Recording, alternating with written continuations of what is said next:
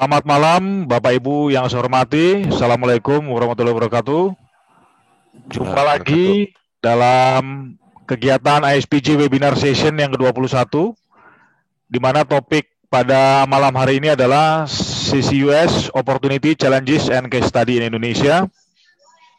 Topik ini merupakan sangat menarik karena kita melihat di Indonesia sendiri perkembangan untuk development gas, terutama untuk high content CO2, menjadi semakin krusial dan kritikal untuk lapangan-lapangan gas yang ada di Indonesia. Nah, tentunya seperti kita ketahui, ini menjadi salah satu yang perlu dipertimbangkan dan diperhitungkan. Dan pada malam hari ini kita mau melihat atau membahas terkait CCUS lebih mendalam dari ahlinya, yaitu Bapak Dr. M. Rahmat Sule. Namun sebelum lebih lanjut, saya ingin memperkenalkan dulu narasumber maupun moderator, secara khusus moderator pada malam hari ini.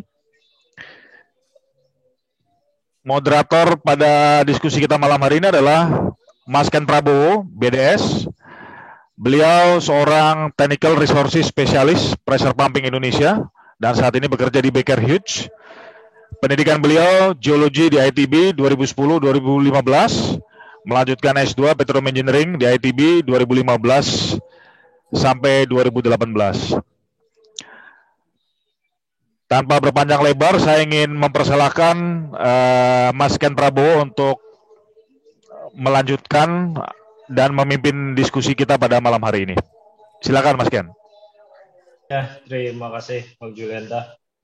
Mungkin sebelum kita lanjut ke diskusi yang menarik ini, kita persilahkan sambutan dari Yagi ya, diwakili oleh Pak Erlangga Septama. Waktu dan tempat dipersilahkan. Oke, baik. Sebentar. Ini mana ya? Udah unmute belum sih? Udah ya? Oke. Assalamualaikum warahmatullahi wabarakatuh. Selamat malam, salam sejahtera buat semua. Terima kasih Mas Ken sebagai moderator. Di sini juga ada beberapa senior saya, ada Pak Laposan dan rekan-rekan lainnya. Pak Rahmat Sule, selamat malam. Selamat malam.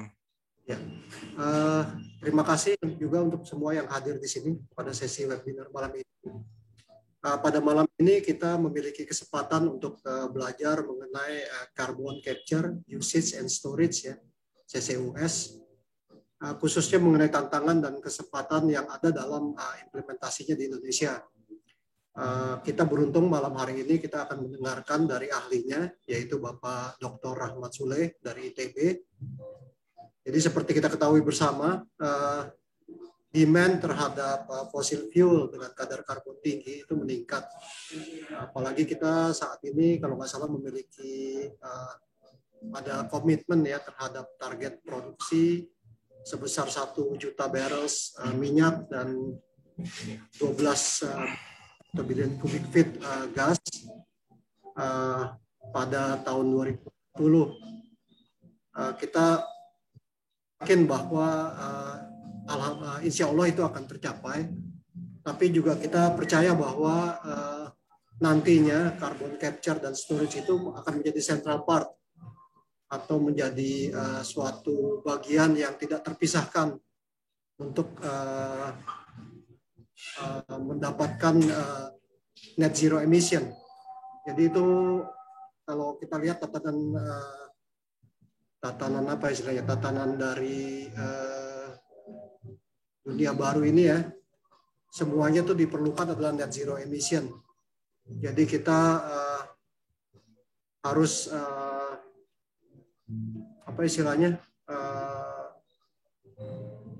menjaga agar kadar karbon yang ada dan terproduksi itu serendah mungkin. Itu akan menjadi demand yang sangat besar nantinya ke depan. Implementasi dari CCUS di Indonesia, kalau sepengetahuan saya itu masih dalam fase yang sangat inisial. mungkin challenge yang paling besar ya, nanti tolong dikoreksi Pak Sule ya kalau saya salah, itu adalah pada teknologi, baik teknologi baru maupun teknologi yang perlu diadopsi, dan juga progression-nya terhadap bagaimana sih nanti kita mengimplementasinya ke dalam full scale commercialization dari teknologi tersebut. Dan juga implementasi dari CCUS di sini memerlukan keterlibatan dari berbagai disiplin ya. Mungkin dari yang subsurface seperti geoscience, reservoir engineering, production technologies, dan lain-lain. Atau mungkin di surface facility, material dan corrosion engineer, sampai ke health and safety operation.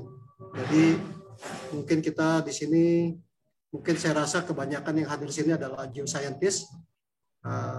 Mungkin kita perlu open-minded dan mungkin excited untuk belajar lebih dari Pak Rahmat Sule untuk melihat apa sih yang bisa kita nanti kontribusikan terhadap implementasi dari CCUS di Indonesia. Mungkin itu saja dari saya. Saya kembalikan lagi ke Pak Moderator, Pak Ken. Silakan Pak Ken. Terima kasih. Ya, terima kasih Pak Erlangga untuk ini membackup tadi yang dibilang Pak Erlangga. Sedikit promosi, jadi organisasi tempat saya bekerja, Baker Hughes. Hanya dari tahun lalu juga kami tetap mendrive implementasi CCUS di sekeliling dunia.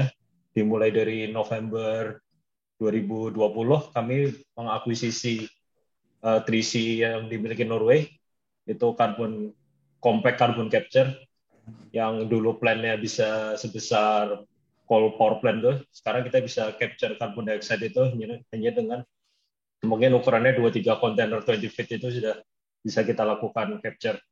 Dan just last month kita juga baru sign MOU dengan Northwest University di China.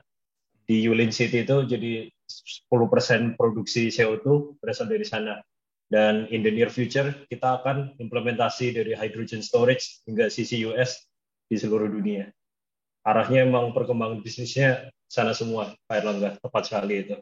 Jadi memang topik dari Pak Rahmat Sule ini sangat menarik untuk didengarkan ya.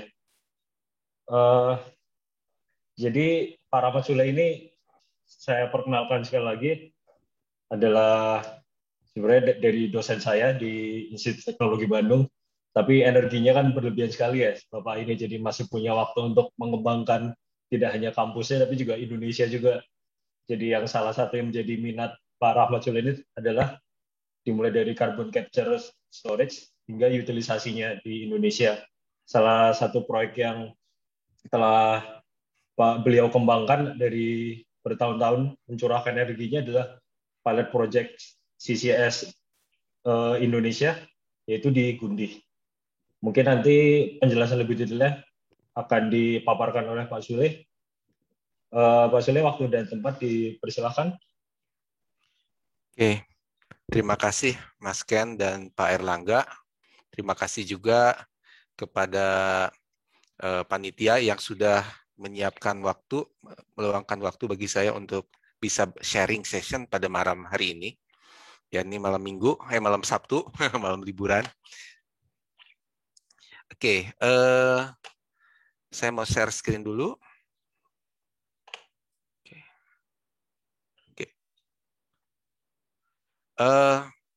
Oke, jadi pada malam hari ini saya akan mencoba untuk memaparkan sesuatu yang berkaitan dengan carbon capture, utilization, and storage, termasuk juga opportunity-nya, challenges-nya, dan juga beberapa case study yang sudah dilakukan. Tadi sudah diperkenalkan, terima kasih Pak Moderator. Ya, jadi sebetulnya di dalam organisasi yang ada di ITB maupun yang nasional ini, saya sebagai manajer aja. Artinya tim yang bekerja itu banyak sekali. Kalau di ITB sendiri, kami mempunyai tim yang jumlahnya itu hampir 50 orang, itu hanya dosen saja. Sedangkan yang mahasiswa itu biasanya datang dan pergi ya. Jadi memang timnya itu besar sekali dan kita bekerja sama multidisiplin dan seringkali juga kita dijadikan sebagai suatu percontohan bagaimana beberapa orang dari ekspertis yang berbeda bisa bekerja sama. Jadi ada yang dari Fakultas Ilmu dan Teknologi Kebumian, ada yang dari Fakultas Teknik Pertambangan dan Perminyakan, ada dari Fakultas Teknik Industri, dari Fakultas Teknik Mesin dan Dirgantara dan sebagainya begitu. Nah, pada malam hari ini kami akan mencoba untuk memaparkan poin-poinnya bisa dilihat pada slide ini. Jadi mulai dengan background dan motivasi, kemudian apa yang sudah kita pelajari dari studi-studi CCUS yang sudah dilakukan di Indonesia. Kemudian selanjutnya ada beberapa usulan dari kami mengenai pembuatan atau development CO2 sourcing match dengan menggunakan GIS system. Terus pertanyaan berikutnya adalah bagaimana dengan CO2 atau greenhouse gas emission yang dikeluarkan oleh PLTU ya terutama. Jadi kita ini kan harusnya bersyukur kita punya batu bara, tetapi bagaimana nih menggunakan batu bara yang sebijaksana mungkin. Nah kemudian sebelum akhir dari presentasi saya akan mencoba untuk mengusulkan bagaimana kita membuat atau merealisasikan green economy business di energi sektor di Indonesia. Nah, sebagai pembuka dari presentasi saya, ini cuma untuk mereview lagi atau kilas balik bahwa semua kepala negara di dunia ini memberikan suatu komitmen ya untuk pengurangan emisi gas rumah kaca. Begitu juga Indonesia yang disampaikan oleh Presiden Joko Widodo pada saat COP21 di Paris tahun 2015 yang mengatakan bahwa Indonesia mempunyai komitmen untuk mengurangi emisi gas rumah kaca sebesar 29% dari business as usual dan bahkan bisa ditingkatkan hingga 41% jika ada bantuan internasional. Ya. Nah, kemudian kami berpikir bahwa untuk mempercepat realisasi ini, bagaimana kalau kita propose CCS dan CCUS teknologi ini di Indonesia. Meskipun pada saat komitmen ini dibuat, CCS dan CCUS itu tidak masuk di dalam Indonesian NDC, ya National Determined Commitment. Nah, kemudian ini adalah summary dari National Determined Commitment yang disampaikan oleh Presiden Jokowi ya dengan baseline-nya tahun 2010 itu ada 5 sektor utama yang maksudnya sektor 5 kelompok utama energy, waste, IPPU, industrial processes and production use ya, agriculture and forestry begitu. Ini adalah status emisi gas rumah kaca pada tahun 2010 ya. Sedangkan prediksi tahun 2030 itu adalah seperti ini, yang business as usual. Nah, kalau sekarang kita masukkan komitmen kita yang 29%, ini akan nilainya seperti ini.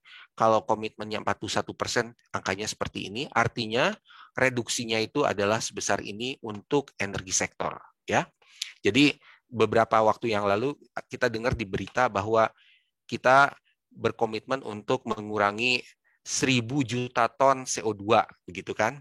Di mana sebetulnya 400 juta ton itu dari energi sektor, ya. Jadi mohon untuk diingat kita ada PR untuk mengurangi emisi gas rumah kaca pada tahun 2030 dengan baseline 2010 yaitu sebesar 400 juta ton, gitu. Nah, kemudian kalau kita lihat plotnya, ya kita lihat plotnya. Jadi yang warna garis yang berwarna hitam ini adalah garis dari business as usual ya. Ini historinya. Jadi kalau business as usual itu akan seperti ini. Emisi gas rumah kaca kita ya. Jadi masuk kepada koridor highly insufficient. Nah, tetapi dengan adanya NDC kita berusaha untuk membuat si kurvanya itu lebih landai ke sini, ya. Bahkan sebetulnya ada konsep yang disebut dengan bioenergy CCS, itu bisa membuat kurvanya itu bisa lebih landai lagi seperti ini, atau bahkan yang lebih ekstrim bisa ke sini. Ya, jadi ini yang disebut dengan 1.5 degree Paris Agreement compatible. Ya, jadi ingat bahwa kita ini dengan adanya Indonesian NDC itu akan membuat kurva kita seperti ini. Nah, kemudian ada yang menarik di sini untuk disampaikan ialah pada prinsipnya kalau kita menggunakan fossil fuel, berarti kita akan menghasilkan emisi gas rumah kaca, jadi positif ke atas. Tetapi kalau kita kombinasikan dengan CCS, maka sebagian besarnya itu akan diinjeksikan ke bumi sehingga positif greenhouse gas emission-nya itu cuma sedikit lah gitu ya. Jadi bukan berarti membuat menjadi zero emission tetapi slightly zero emission. Kalau kita bicara mengenai energi yang lain yaitu seperti angin, solar, geothermal, nuklir, hydro gitu, itu posisinya adalah zero emission ya. Jadi kita klasifikasi seperti ini. Nah, yang menarik ialah dengan kalau kita menggunakan bioenergy, karena pada saat tumbuhan itu tumbuh ya, dia akan menyerap CO2 sehingga akan membuat negatif emission, kemudian tumbuhan itu ditebang terus dibakar begitu ya, itu akan menghasilkan positive emission sehingga di sini bisa terlihat sebetulnya hampir zero emission. Tapi kalau sekarang kita kombinasikan bioenergy ini dengan CCS, maka dia akan menjadi negative emission ya. Dan bioenergy CCS ini ya ataupun deep DDPP itu Deep Decarbonization Pathway Project ya di Indonesia ini sudah diperkenalkan. Ini bisa dilakukan di negara-negara yang berada di khatulistiwa terutama yang vegetasinya itu tinggi-tinggi seperti itu. Makanya Indonesia itu sebetulnya adalah tempat yang sangat bagus untuk pengurangan emisi gas rumah kaca. Nah, untuk teman-teman yang nggak familiar dengan istilah CCS, sebetulnya ini mudah untuk dipahami. Intinya bahwa kita menghasilkan emisi gas rumah kaca dari berbagai aktivitas manusia, bisa dari power sector ya, power station ini yang paling jahat ya, paling besar, kemudian dari gas processing plant, kemudian dari semen, dari coal dan lain sebagainya, kemudian nanti dikumpulkan ke dalam suatu hub gitu ya, CO2 hub, dan kemudian ditransportasikan dan kemudian diinjeksikan ke dalam bumi. Nah, kalau istilahnya itu ditambah dengan U, CCUS, maka ada aspek utilization, dan yang paling umum kita kenal adalah enhanced oil recovery dengan menggunakan CO2 begitu. Ya. Nah, berkaitan dengan EOR potensial di Indonesia, sebetulnya kalau Bapak-bapak mungkin lebih paham bahwa unrecoverable oil in place kita itu besar sekali ya, masih 63% atau 46,89 BSTB gitu. Dan ini perlu suatu effort tambahan. Nah, jadi kalau kita sekarang menginjeksikan CO2 ini ke dalam reservoir yang sudah depleted atau hampir depleted, kemudian bisa juga dikombin dengan skenario untuk enhanced oil recovery ini. Ya, tadi sudah disebutkan bahwa CCS dan CCUS ini belum dimasukkan ke dalam Indonesian NDC sebagai alat untuk pengurangan emisi gas rumah kaca, karena pada saat itu orang beranggapan bahwa energi ini terlalu mahal gitu. Nah, kemudian kami dari Center of Excellence sejak tahun 2010 itu mencoba untuk belajar mengenai teknologi CCS dan CCUS, dan kemudian kami banyak belajar dari studi terutama Gundih itu, kemudian berikutnya kami mengerjakan juga Tangguh, kemudian yang akan segera mulai adalah memanfaatkan CO2 dari bangkai amonia plant di Sulawesi Tengah, dan mungkin di kemudian hari masih banyak studi-studi yang lain yang bisa kami lakukan. Nah, ini yang menarik ya. Jadi ingat tadi bahwa kita punya target pengurangan emisi gas rumah kaca sebesar 400 juta ton selama 20 tahun. Nah, kalau kita bicara mengenai Gundih saja, selama 10 tahun itu dia bisa mereduksi emisi gas rumah kaca sebesar 3 juta ton. Ya. Tapi kalau kita bicara tentang Tangguh, ya, selama 10 tahun itu bisa mereduksi sampai 32 juta ton. Ya. Nah, kemudian kalau kita kumpulkan lapangan-lapangan yang ada di Jawa Timur, termasuk juga Gundih ya di sini. Jadi Gundih, Banyu Urip, Sukowati, Jambaran Tiung Biru selama 10 tahun itu ekuivalen dengan kira-kira 35 juta ton.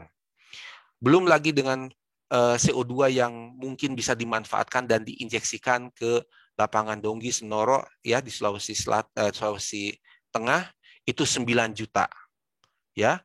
Dan yang sekarang lagi isunya lagi hangat adalah dimethyl ether. Jadi batu bara yang ada di Indonesia terutama low rankul itu gimana kalau dimanfaatkan untuk memproduksi metanol ataupun dimethyl ether dengan coal gasification selama 10 tahun itu bisa sampai 40 juta ton. Ini pun adalah CO2 yang relatif murni. Nah, tentu dengan teknologi ini sayangnya ada 2 stream. Jadi ada yang CO2 murni dan ada yang CO2 yang dengan impurities. Tetapi yang murni ini kita bisa manfaatkan juga untuk utilisasi terutama EOR ya. Nah, dari contoh yang disebutkan di atas ini kalau dijumlahkan ternyata sudah 116 juta ton atau hampir 30% dari target reduksi gas rumah kaca. Ya, jadi target dari 400 ini udah terpenuhi hampir 30%-nya. Dan ini yang tadi disampaikan nih kalau untuk 10 tahun gitu. Nah, kalau kita lihat lagi sekarang CO2 dari coal fire power plant untuk 1 tahun PLTU yang di Cirebon ya itu 4,5 juta ton. Dan kalau sekarang power plant batu bara yang ada di Indonesia ini install kapasitinya 35 gigawatt dengan asumsi 80% capacity factor, maka per tahun itu kita menghasilkan 250 juta ton CO2. Dan ini adalah sesuatu yang PR kita ya. Bagaimana kita memanfaatkan coal yang melimpah ini tetapi untuk sesuatu produk atau suatu proses yang bukan konvensional. Ya. Jadi ini semua adalah CO2 yang jumlahnya banyak yang dapat dimanfaatkan untuk utilisasi.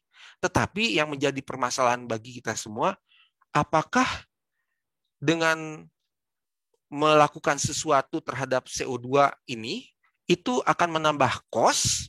Karena banyak orang yang menganggap bahwa ini adalah cost. Tetapi dari studi yang kami sudah lakukan, ternyata bukan. Ini bukan additional cost atau cost center, tetapi bahkan ini bisa menjadi komoditas dan additional income. Oke. Nah, jadi ini adalah sesuatu yang unik ya, bahwa CCUS implementasi di Indonesia itu berbeda dengan CCUS implementation di negara lain. Kenapa? Karena yang pertama berkaitan dengan lingkungan ya, isu lingkungan. Tadi udah dijelaskan bahwa reduksi gas rumah kacanya sangat signifikan. Yang kedua, it creates an opportunity to receive more economic benefit from selling carbon credit. Nah, ini adalah sesuatu yang ingin kami introduce kepada pemerintah bahwa suatu saat pasar karbon itu akan menjadi tren bisnis baru. CO2 kita berlimpah dan kita bisa menginjeksikan CO2 kita ke dalam bumi untuk mereduksi emisi gas rumah kaca, tapi karbon kreditnya itu kita bisa jual. Begitu. Selama kebutuhan kita sudah terpenuhi, maka eksesnya itu kita bisa jual dan itu menjadi income tambahan. Dan yang ketiga, seperti yang tadi sudah disampaikan, dengan menginjeksikan ke dalam reservoir hidrokarbon itu akan menjadi income tambahan dari incremental hydrocarbon production-nya. Nah, sebagai catatan, ya, sebetulnya CCUS activity di Indonesia itu bisa dilakukan sebagai bagian dari skenario field development, ya. Jadi bisa dimasukkan ke dalam proposal POD begitu. Jadi CCS dan CCUS activity ini harusnya bisa menjadi bagian dari operasi di dalam oil and gas, di mana CAPEX dan OPEX-nya itu bisa dimasukkan sebagai operation cost yang terintegrasi di dalam keekonomian di lapangan tersebut. Gitu sebetulnya. Jadi kalau kita lihat ternyata menginjeksikan CO2 ini tidak menimbulkan additional cost, meskipun nanti keuntungannya itu sedikit, seharusnya pemerintah menyetujuinya, kan begitu. Tetapi ternyata dari CO2 yang sudah diinjeksikan itu akan memberikan tambahan income karena adanya carbon credit ini. Nah, itulah yang menarik, ya. Nah, ini adalah contoh yang lain dari lapangan yang kami kelola, yang kami studi, maaf, ya. Jadi kita bisa melihat bahwa keekonomian dari menginjeksikan CO2 itu terlihat sudah positif. Ini untuk $15 harga karbon kreditnya, ini $25, ini $35, ya. Kalau 0 artinya tidak mengikut sertakan penjualan karbon kredit, ini pun sudah positif. Jadi maaf tidak kami tampilkan, kelihatan akan ke sini. Jadi dia itu slightly buat si operator itu sudah menguntungkan pada tahun ke-10, tapi dikit, tetapi untuk government itu sudah terlihat, ya, government take-nya itu sudah kelihatan. Nah, ini adalah summary-nya. Kalau misalnya kita mempunyai karbon yang diinjeksikan dan bisa dijual dengan harga 15, 20, 5, 35, dan 45, maka akan bisa terlihat keekonomiannya itu semua positif baik untuk operator maupun untuk pemerintah. Sebagai referensi, harga karbon yang ada di pasaran dunia saat ini bervariasi. Yang paling murah itu adalah $10 per ton, dan yang paling mahal itu hampir $50 per ton. Gitu. Ya, jadi dengan nantinya apabila kita berhasil memasukkan karbon kredit ini sebagai bagian dari keekonomian, maka mungkin OPEX yang harus dikeluarkan itu bisa di-cover dari karbon kredit ini. Gitu.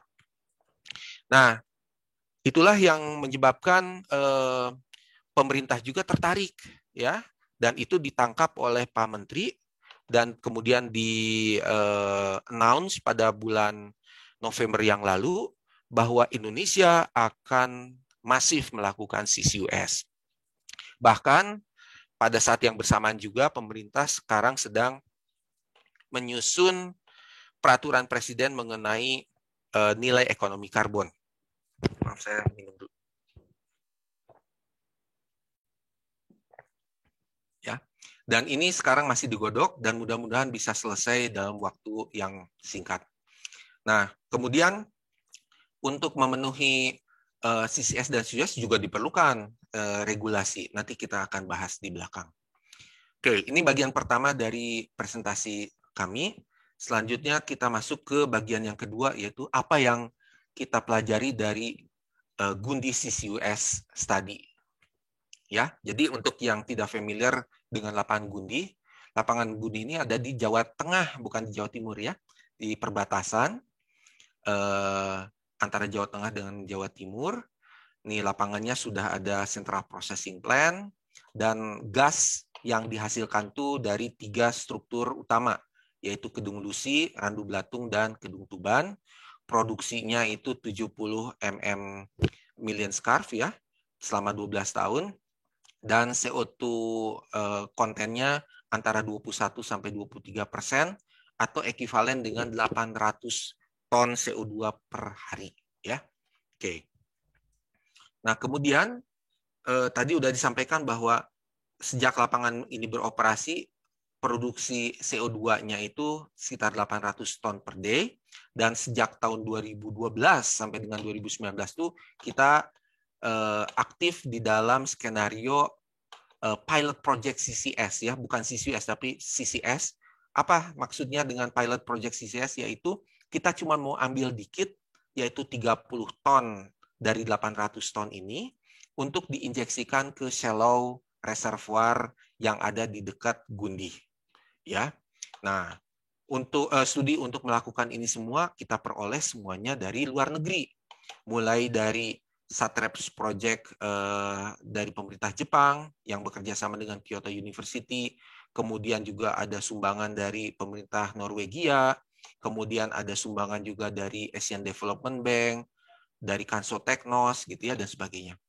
Dan suatu saat ya kita melakukan suatu assessment terhadap well ini dan diketahui sayang bahwa permeability-nya itu terlalu kecil. Nah, kemudian tidak lama setelah itu kerjasama dengan Jepang pun berakhir dan kemudian dilanjutkan dengan Asian Development Bank dari tahun 2016 sampai 2019 dan skenarionya dirubah, yaitu CO2 yang tersedia yaitu 800 ton semuanya mau diinjeksikan saja ke aktif reservoir di struktur Kedung Tuban gitu. Nah, kemudian kita lakukan studi dan studi itu kemudian kita presentasikan dan dilaporkan kepada pemerintah Indonesia, pemerintah Jepang, Asian Development Bank dan Pertamina dan hasilnya adalah seperti ini. Ya, jadi skenario yang menginjeksikan 800 ton per day CO2 ini adalah di sini adalah Kedung Tuban, ini Randu Belatung, ini Kedung Lusi ya, yang ini lebih dangkal, ini paling dalam. Nah, apa yang terjadi setelah 10 tahun injeksi ini dilakukan secara kontinu, maka total CO2 yang masuk ke dalam reservoir ini adalah 3 juta ton. Jadi ini adalah gas cap-nya, ini adalah water lag-nya. Kita masukkan CO2 itu ke bawah, di bagian bawah dari water lag ini. Dan ini adalah plum, CO2 plum sampai dengan 15 tahun, yang ini 100 tahun. Jadi ini sudah bercampur ya. Oke. Nah, kemudian yang menarik adalah bahwa dengan menginjeksikan CO2 ini, ternyata dia menekan bagian gas cap-nya dan terlihat adanya incremental gas production sebesar 5,4% atau setara dengan 36 billion standard cubic feet. Dan kalau ini diuangkan, ya 80%-nya metan ya, kalau diuangkan itu sekitar 100 sampai 120 juta US dollar. Nah, kemudian kita hitung berapa capital expenditure yang diperlukan selama 10 tahun, keluarlah angka 49 juta, dan OPEX selama 10 tahun itu 20 juta. Ya, jadi dengan business as usual di oil and gas, sebetulnya ini udah positif keekonomiannya. Tapi yang menarik ialah bahwa datang pemerintah Jepang kemudian yang mengatakan bahwa oke, bagaimana kalau kita biayai dengan skema joint crediting mechanism, ya, di mana nantinya pemerintah Jepang akan menanggung seluruh biaya capex, gitu. Jadi keuntungan dari Gundi Project itu akan lebih positif, ya, akan lebih positif karena capex-nya akan dibiayai oleh pihak luar negeri, gitu. Nah, ketika kemudian kita sampaikan boleh kita coba, kemudian mereka harus melakukan verifikasi. Jadi mereka melakukan suatu studi yang mirip seperti kita, hanya untuk melihat apakah hitungan tim COE ITB ini tepat ataukah berlainan dengan prediksi mereka. Nah, apa yang mereka temukan ialah bahwa kalau tidak ada injection itu totalnya segini, sedangkan kalau ada injection CO2 adalah sebesar ini, sehingga selisihnya itu ada sekitar 24 ya. Ya. 26 BSCF. Jadi nggak terlalu beda jauh juga ya. Nah, kemudian capex-nya mereka hitung dengan kontingensi yang lebih tinggi, dan mereka mempropos ke pemerintah Jepang itu 80 juta US dollar maksimum capex-nya. kemudian dilaporkan kepada pemerintah Jepang, mereka mengatakan oke, go ahead gitu ya. Jadi kemudian kita buat suatu schedule ya. Jadi kita sekarang masuk di sini, di sini bulan Juni, tadi pagi barusan aja ditandatangani joint study agreement antara Pertamina, ITB dan 3 perusahaan di Jepang untuk melakukan joint study 2021 untuk meningkatkan resolusi dari studi kita untuk setara dengan pre-FEED begitu. Nah, nanti pada sekitar bulan Februari Maret ini akan ada assessment dari pemerintah Jepang. Apabila lulus, maka joint crediting mechanism funding ini akan diberikan kepada Gundi Project selama kurun waktu 5 tahun. Ya, 5 tahun. Jadi tahun pertamanya itu melakukan FEED, tahun keduanya melakukan EPC, dan kemudian melakukan konstruksi juga. Injeksinya mungkin baru tahun keempat seperti itu. Ya, oke. Oke, sekarang kita masuk ke proposal. Ya, jadi setelah kami melihat beberapa tempat, beberapa oil and gas field yang ada di Indonesia, rupanya antara satu field dengan field yang lain itu berdekatan lokasinya. Nah, dan antara satu lapangan dan yang lain itu ada yang menghasilkan CO2, ada juga yang membutuhkan CO2, begitu. Makanya kemudian terfikirkan membuat apa yang disebut dengan CO2 sourcing system ya, CO2 sourcing match dengan menggunakan GIS system. Jadi kalau ini adalah business as usual kita ya, yang membuat capex-nya akan tinggi, tetapi kalau nanti kita bisa membuat pipa ya, pipa CO2 yang baru yang menghubungkan beberapa lapangan, ada yang membuang CO2-nya ke pipa, ada yang mengambil CO2-nya ke lapangannya dia, maka biaya infrastruktur ini bisa ditanggung bersama, bahkan usulan kami adalah seharusnya ini milik pemerintah. Jadi nanti pemerintah tinggal menerapkan semacam toll fee saja bagi yang membuang atau yang akan menggunakan, gitu ya. Itulah yang kemudian kita lakukan.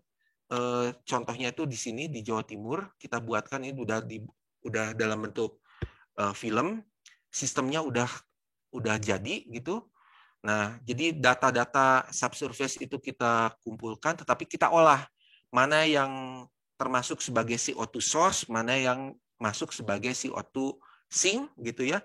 Misalkan kita kemudian tertarik dengan bagian timur dari Pulau Jawa, ya, maka kemudian kita bisa lihat ya seperti ini. Ini adalah source CO2 source yang ada di Jawa Timur, dan ada juga yang kotak ini berkaitan dengan PLTU batubara begitu ya. Oke, jadi ada kriteria untuk menentukan CO2 source-nya dengan menggunakan persamaan yang umum dijumpai. Nah, kemudian kita masukkan juga di dalam peta kita, yaitu lokasi-lokasi sink ya yang ada di Jawa Timur. Nah, kemudian kita beri warna, ada yang warna biru, warna hijau dan kuning, tergantung kepada prioritasnya begitu. Kemudian kita cek sesuai dengan jarak, ini 30 kilo, ini 60 kilo dari pusat di sini, ini 90 kilo, dan kita bisa mengestimasi nantinya itu keekonomiannya seperti apa. Ya, seperti ini. Ya. Jadi ini sangat interaktif sistemnya, saya percepat saja. Bahkan juga kita bisa lihat beberapa data penting dari lapangan tersebut. Kalau memang dibolehkan, kalau enggak ya jangan. Dan kemudian kita masukkan juga pipa ya. Jadi ROW yang ada di sekitar lapangan itu kita masukkan ke dalam sistem juga. Jadi kita bisa memprediksi kalau kita mau memanfaatkan misalkan di sini dan dibuang ke depleted reservoir di sana, seperti apa, tentu aja kriterianya harus terpenuhi ya. Ini kok kuning-kuning ini kurang sebetulnya. Ya, dan sebagainya. Oke. Saya lanjutkan. Nah, jadi ini adalah sebagai summary potensial CO2 source di East Java itu ada dari Banyu Urip, Kedung Tuban, Randu Belatung, Kedung Dusi, ini semua adalah Gundi, Tiung Biru dan Sukawati, dan totalnya itu 10.000 ton per day dari lapangan ini, ya. Cukup banyak. Nah, kemudian satu sih, saya bilang 2. Kemudian ini dari CO2 dari PLTU juga kami kumpulkan, bukan hanya di PLTU, tapi sebetulnya dari industri semen, dari industri petrokimia, dan semuanya kita semua gabungkan di dalam sistem ini. Ya. Kemudian ini adalah potensial sinknya, ya, terutama yang paling kami pikir lumayan tuh Ledok, Kawengan, Sukowati, dan Mudi, dengan estimasi CO2 yang bisa dimasukkan tuh hampir 10.000 ton per hari, dan estimated additional oil recovery-nya segini. Jadi kita bisa prediksi dengan menggunakan equation yang sederhana, begitu ya, rule of thumb-nya udah ada.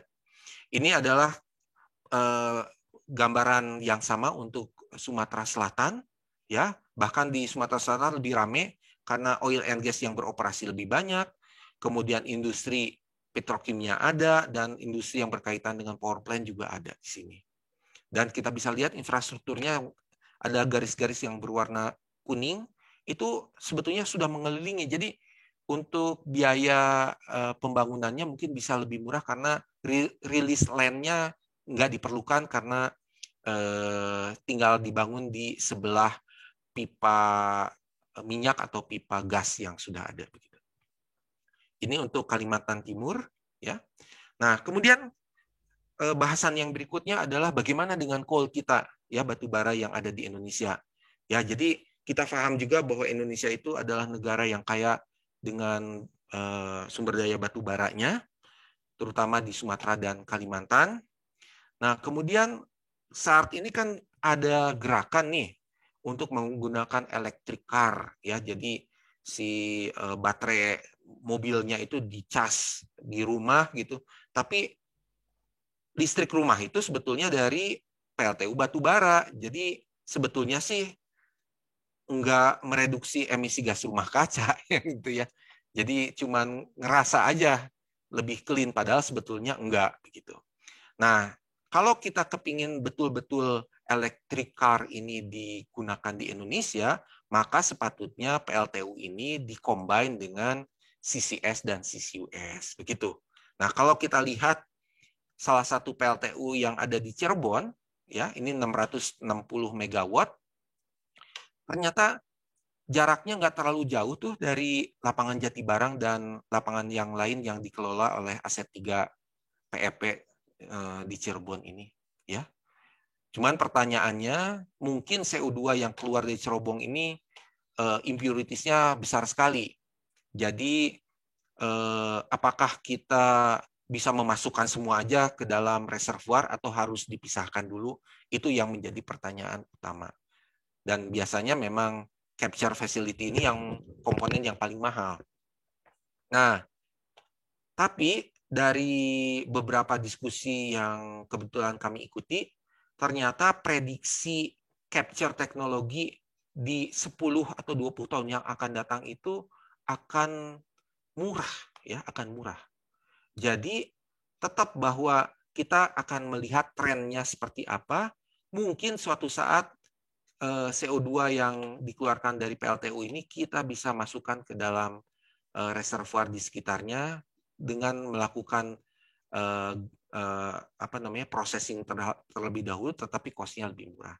Tapi kalau dari pemerintah kita sebetulnya kita mau membuat hilirisasi batubara sebetulnya, dan itu yang tadi disampaikan oleh Mas Moderator, ya, dengan hidrogen atau dengan dimethyl ether ataukah dengan metanol dari batubara, dan itu PR besar bagi teman-teman yang bergerak di processing teknologi, ya, di teknik kimia. Ini adalah contoh yang lain PLTU Indramayu, ya. Bahkan lapangan yang ada di sekitarnya banyak sekali. Tentu aja sebagian dari sini dangkal, jadi tidak cocok untuk injeksi CO2, tapi mungkin sebagian yang lain itu memang cukup suitable, ya. Itu kita bisa studi lebih lanjut, ini baru sampai tahap sini. Nah, terus bagaimana dengan CO2 dari downstream, ya? Nah, ini kita udah mulai juga. Tadi udah sempat disinggung, ya, bahwa di Sulawesi Tengah itu ada yang disebut dengan Banggai Ammonia Plant. CO2-nya sekitar 2.800 ton per hari. dan kemudian kita terfikirkan bagaimana kalau kita injeksikan ke lapangan yang ada di sekitar ini, entah Matindok, Senoro, ataukah Donggi, ya, ataukah mungkin yang lebih jauh di sini, untuk bisa bernilai ekonomis bagi pengelola lapangan ini dan juga ekonomis bagi yang ada di sini ya, di ammonia plant ini. Tetapi yang terpenting adalah aspek lingkungan, ya. Jadi kita mencoba bagaimana mereduksi CO2 itu baik lingkungannya jadi lebih bersih, tetapi juga kita mendapatkan income tambahan. Ini sudah ditandatangan MOU-nya dan studi akan dimulai di awal bulan Juli ini, ya. Nah, berdasarkan apa yang tadi kami sampaikan, kemudian kami sampaikan poin-poin ini kepada Pak Menteri sebetulnya hari Rabu yang lalu. Yang pertama adalah mungkin diperlukan revisi terhadap existing regulasi yang ada di oil and gas. Jadi kalau menggunakan PSC kontrak ini ada pasal 9. Ini perlu mungkin ketegasan ya, karena kalau kami berdiskusi dengan SKK Migas itu masih ngambang. Ini apakah CO2 boleh dianggap sebagai komoditas juga ataukah tidak? Karena kalau di peraturan yang lama seolah-olah income bagi K3S itu adalah oil and gas aja. Jadi turunan-turunannya itu mungkin belum. Tapi kalau di PSC gross split itu sudah lebih jelas sebetulnya, ya. Tapi bagaimanapun juga dalam hemat kami ada baiknya ini dipertegas dengan adanya aturan turunan, ya. Jadi tidak perlu merubah peraturan pemerintah ini, tetapi cukup dengan menerbitkan semacam peraturan turunan dari sini. Itu yang pertama. Terus yang kedua, yang dibutuhkan itu adalah regulasi yang bisa memprotek ya atau membuat aman pelaku bisnisnya. Ya. Nah, kita harus membuat si regulasi ini sebijaksana mungkin. Dia harus mengatur CO2 capture-nya, CO2 transportation-nya, CO2 injection-nya, kemudian juga bagaimana cara menghitung net CO2 yang ada di dalam sini, apa kewajiban yang harus dilakukan untuk pelaku bisnisnya berkaitan dengan security bahwa CO2-nya itu tidak leaking lagi, kemudian liability-nya siapa yang menanggung. Nah, itu semua harus kita bangun, ya. Dan baru hari Kamis kemarin ada instruksi bahwa mohon COE bantu ESDM di dalam merealisasikan aturan ini yang levelnya itu mungkin permen, ya, permen bukan di perpres, ya. Nah, kemudian di dalam membangun si regulasi ini tentu saja kita harus mengadopsi regulasi yang sudah ada di internasional maupun di nasional level. Nah, untuk internasional itu ada 3 yang menjadi acuan utama. Ya, jadi ketiga ini yang kita harus adaptasi, tapi harus disesuaikan dengan iklim di Indonesia, iklim bisnis di Indonesia atau iklim environment yang ada di Indonesia. Nah, kebetulan kami pada tahun 2019 sudah membuatkan draft Perpres yang mensupport CCS dan CCUS. Dan arahan dari Pak Menteri bahwa regulasi draft ini mohon untuk dirubah menjadi permen saja, dan ini mohon doanya supaya bisa kami lakukan bersama-sama dengan ESDM dengan waktu yang cepat dan hasilnya bagus begitu. Tentu saja dalam membuat ini nanti kami perlu masukan dari K3S ya untuk melihat kacamata dari pelaku bisnisnya. Nah, kemudian ini berikutnya yang terpenting juga adalah kita perlu membuat suatu lembaga yang menerbitkan sertifikasi MRV, jadi Measurement, Reporting, and Verification. Ini adalah sesuatu yang terkandung di dalam regulasi internasional tadi dan harus kita miliki juga, ya. Jadi harus ada institusi kita yang bisa menerbitkan ini. Kenapa? Kalau enggak nanti kita tergantung kepada institusi di luar negeri, dan ini harganya sangat mahal. Untuk menerbitkan suatu sertifikasi untuk meloloskan metode MRV-nya itu harganya bisa mahal sekali. Ya, ini yang kita juga harus pikirkan. Jangan sampai kita menimbulkan mengenerate suatu bisnis baru, tetapi tergantung kepada pihak luar. Nah, itu juga yang harus kita hindari. Begitu. Nah, terakhir juga adalah mengenai carbon market. Ini gimana nih caranya supaya nanti kalau kita melakukan CCS dan CCUS, net CO2-nya kita bisa secure, kita bisa berikan sertifikat, tapi supaya ada yang mau beli nih, gimana nih caranya? Maka kita harus membuat sistem carbon market yang khas di Indonesia yang harganya itu atraktif. Ini adalah beberapa harga yang di internasional, ya. Nah, kita mungkin kisarannya inginnya di sekitar sinilah, $15 lah. Ini gimana nih caranya? Kalau $15 mungkin banyak yang mau membeli CO2 kredit dari kita ya, karbon kredit dari kita. Nah, yang kelima yang kami usulkan ini ialah melakukan monetisasi, tapi dalam skala yang lebih kecil. Kan di Indonesia ini banyak lapangan-lapangan marginal, ya, yang flare gasnya itu dibakar aja begitu ya. Kalau kita jalan dari Cikampek ke Cirebon itu rasanya banyak obor ya, obor yang ada di pinggir jalan tol itu. Nah, sekarang gimana kalau kita bisa mengambil si flare gas ini, kemudian kita olah ya untuk yang C1-nya mungkin kita bisa menjadi jar gas begitu. Untuk yang lebih beratnya kita bisa buat mini LPG begitu. Nah, cost ini semua bisa dimintakan dari pemerintah Jepang dengan skema JCM. Jadi ini memang mikro ya, untuk pemerintah peanut sebetulnya, atau untuk perusahaan sebesar Pertamina itu peanut. Tetapi sebetulnya ini untuk perusahaan yang startup ini udah gede sekali dan sangat menguntungkan. Dan ini yang perlu kita berikan effort juga agar startup company ini bisa tumbuh begitu. Ya. Jadi ini adalah summary yang dapat kami sampaikan. Pertama, bahwa CCUS itu berkaitan dengan incremental hydrocarbon production. Kemudian kita perlu melakukan screening untuk bisa melakukan CCUS yang memang masuk ke kriteria kita. Kemudian monetisasi dan insentif dari injeksi CO2 itu perlu difikirkan. Accountability yang berkaitan dengan net CO2 yang diinjeksi yang itu harus kita lakukan dengan serius, ya, kalau enggak nanti orang nggak percaya lagi, dan membuat carbon market yang ada di Indonesia.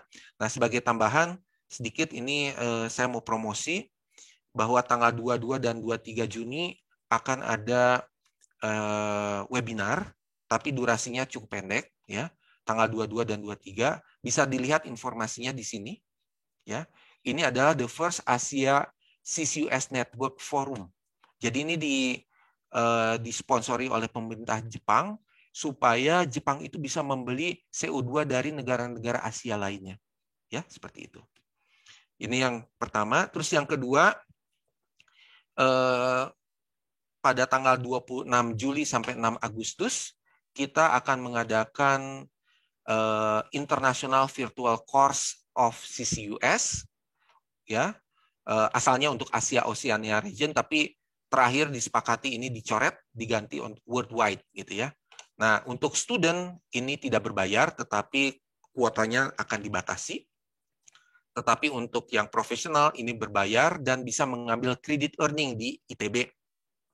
Dan biayanya Rp2,5 juta saja selama mengikuti 10 hari training ini. Jadi ini adalah agendanya, hari pertama sampai dengan hari ke-10.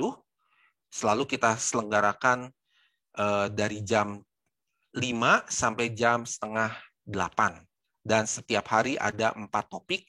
Dan di antara satu topik dan topik yang lain ada jeda sebesar selama 10 menit, termasuk juga untuk sholat maghrib gitu, ya.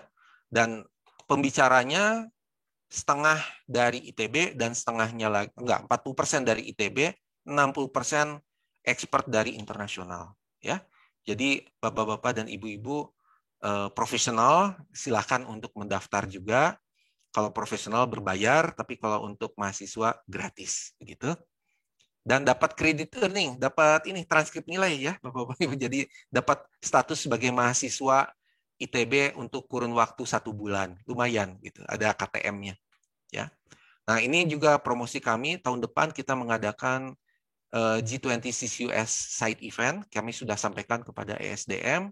Kita ada suatu forum yang durasinya cukup hanya 1,5 atau 2 jam yang akan diikuti oleh para kepala negara begitu. Ya, ini adalah agendanya. Itu mungkin yang dapat kami sampaikan. Lumayan, udah hampir 1 jam bicara. Atas perhatiannya, terima kasih. Wassalamualaikum warahmatullahi wabarakatuh. Saya kembalikan kepada Pak Moderator. Ya, boleh Pak. Terima kasih. Pemaparannya menarik. Mungkin bisa kita mulai sesi tanya jawab ya.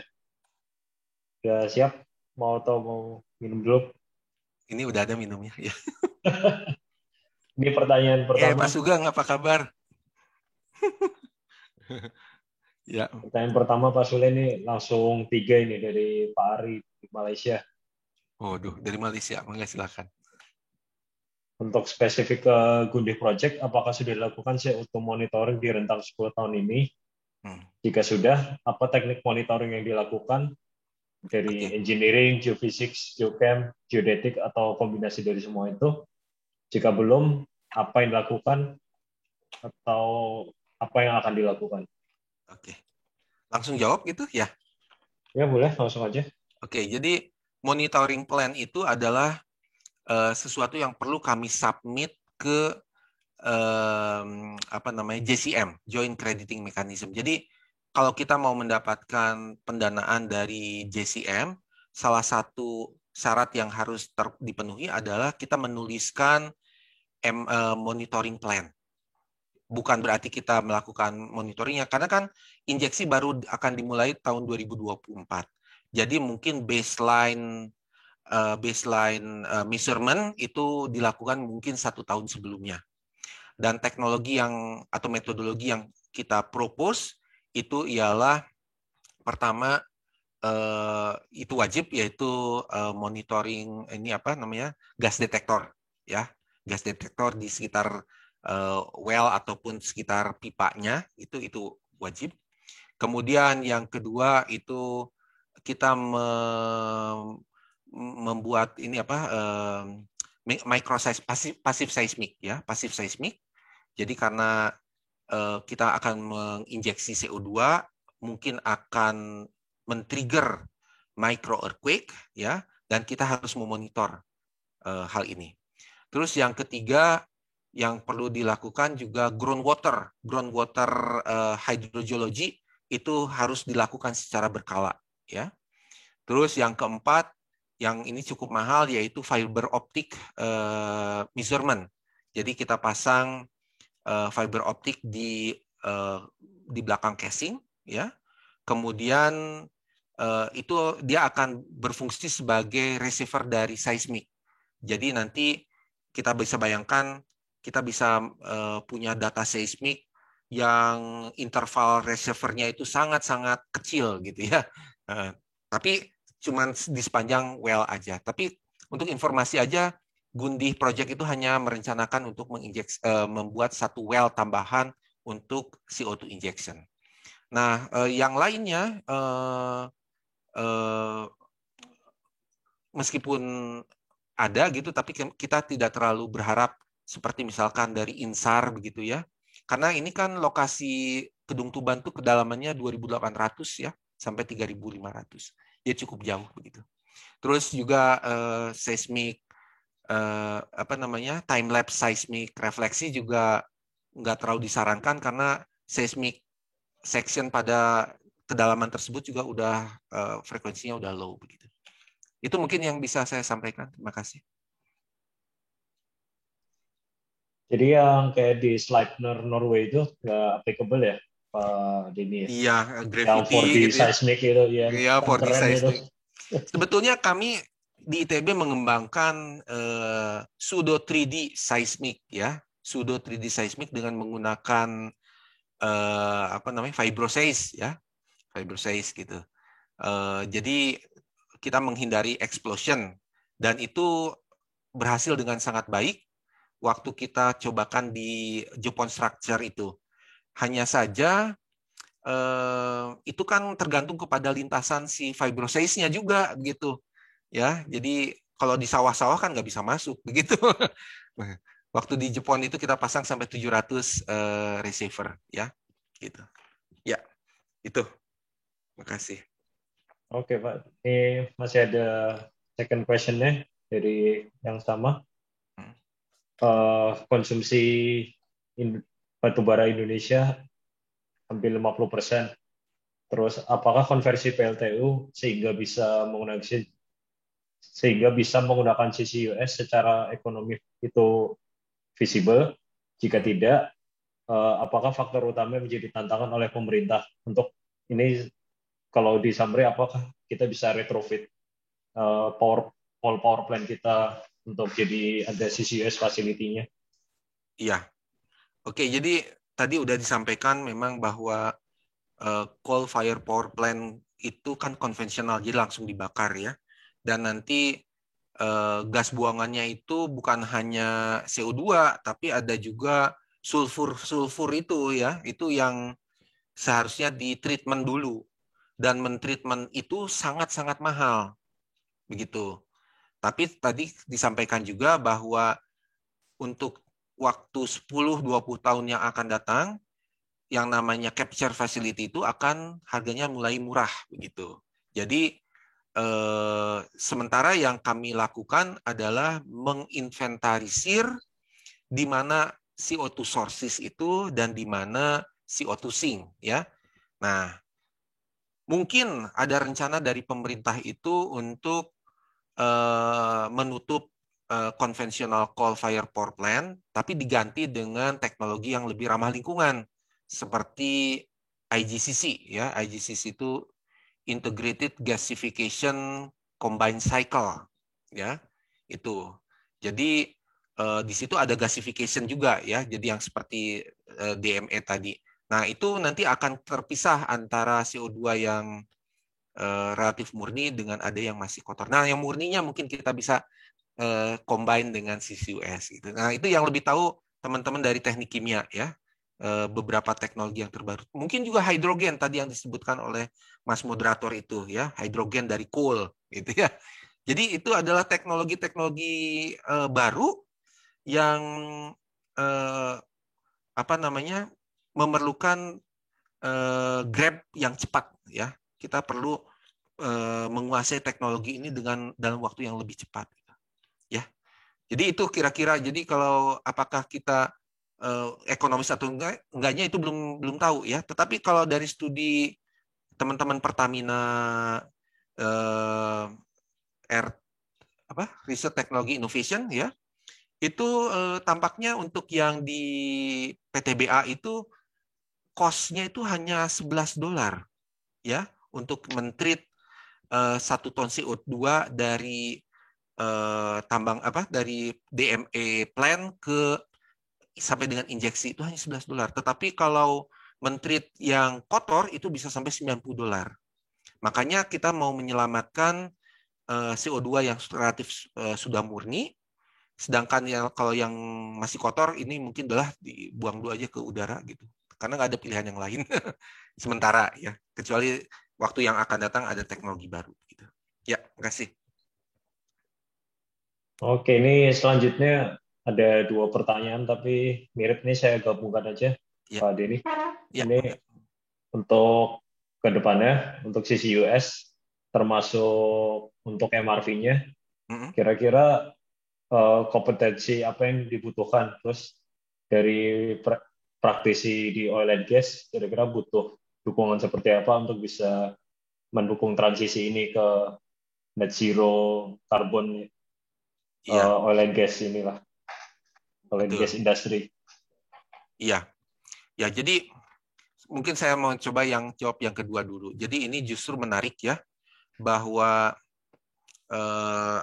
industri oil and gas itu kan disebutnya industri yang udah mau sunset ya, sunset teknologi gitu ya, sunset industri. Tapi sebetulnya kalau kita yang berada di Indonesia, CCUS itu penyelamat menurut saya, ya. Jadi ingat bahwa dari ESDM kan disebutkan bahwa unrecoverable oil in place itu masih di atas 60% tuh, ya. Berarti sebetulnya hidrokarbon tuh masih ada, tapi gimana nih caranya untuk bisa mengambilnya? Itu. Jadi bisnis oil and gas seharusnya bisa lebih terus lama, dan apabila kita perhatikan juga orang masih tergantung kok dengan hidrokarbon, gitu ya. Jadi kita harusnya optimis aja, oil and gas tetap jalan, tetapi nanti ada dua aktivitas. Yang pertama berkaitan dengan produksinya tetap jalan dengan yang sudah ada ini, tetapi yang satu lagi itu kita akan mulai membuat aktivitas yang baru yang berkaitan dengan CO2 injection yang untuk EOR itu. Itu mungkin jawaban dari saya. Nah, terus yang satu lagi mengenai MRV, ya. Jadi apa namanya, expertise apa yang diperlukan. Jadi kalau dilihat di luar negeri gitu, MRV itu sebetulnya dipropose oleh si pelaku bisnisnya ini, ya. Jadi stakeholder-nya dulu dipropose, berarti melibatkan multidisiplin juga. Terutama di sini kan harus ada monitoring, ya. Monitoring ini yang menjadi kunci utamanya.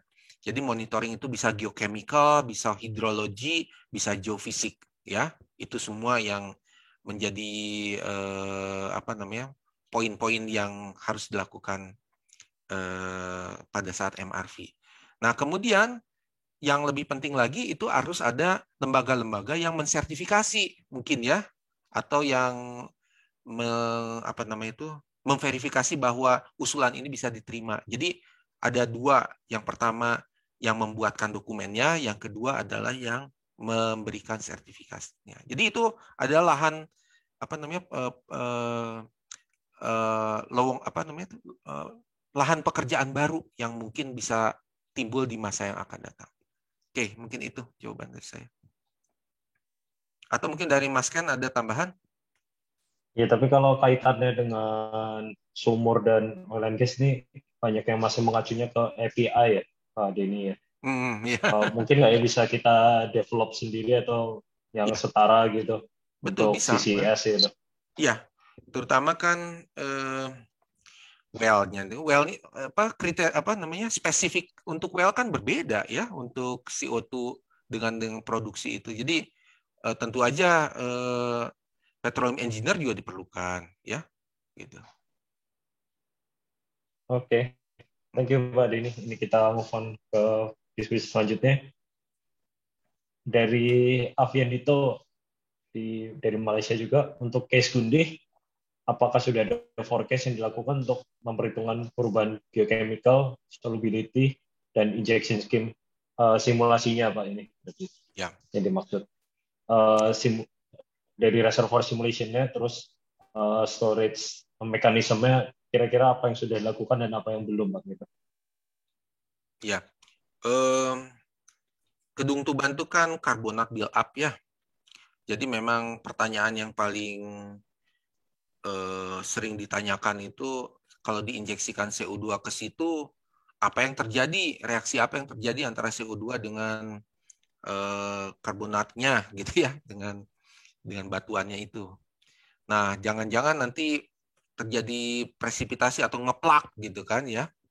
Tapi masalahnya kan CO2 itu berasal dari situ juga, sebetulnya dari Kedung Tuban itu juga. Nah, kalau teman-teman yang melakukan simulasi reservoir, itu memang menggunakan ini, ya, Eclipse 300 dengan compositional model gitu. Dan sementara chemical reaction-nya itu nggak belum bisa diakomodir, ya, setahu saya, Mas, kan betul? Ya, jadi baru sampai dengan compositional model aja gitu. Ya, jadi tentu kan itu adalah pendekatan, ya, pendekatan. Artinya kalau misalnya hasil dari simulasi ini dengan kita paham lah plus minusnya berapa persen, yang nggak akan berarti salah total begitu, ya. Saya pikir kan itu ilmunya teknik perminyakan dipertaruhkan juga di situ, ya. Ya. Ya Oke. Pak, tapi kalau yang soal ini kan kita sebutnya sebagai ini ya trapping mechanism ya.